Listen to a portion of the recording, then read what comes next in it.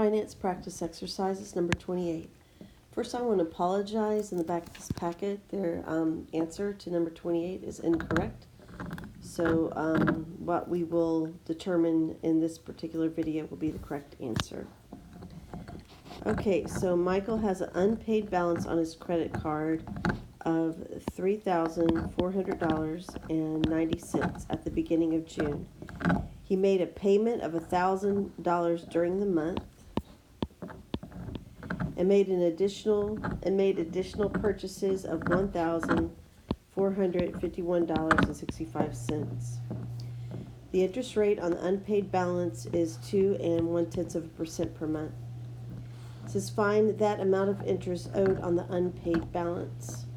Okay, so in this case, they're not doing the average daily balance method. So we are just going to find the final balance by taking that $3,490 and cents, subtracting the 1,000, and then adding the $1,451.65. Okay, so then what we get there is $3,852.55.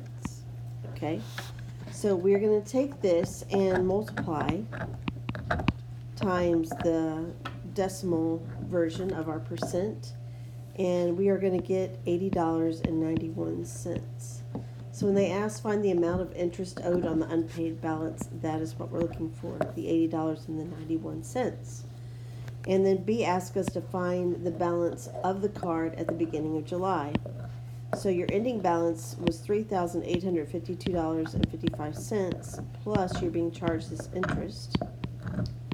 So your new balance is going to be $3,933.45.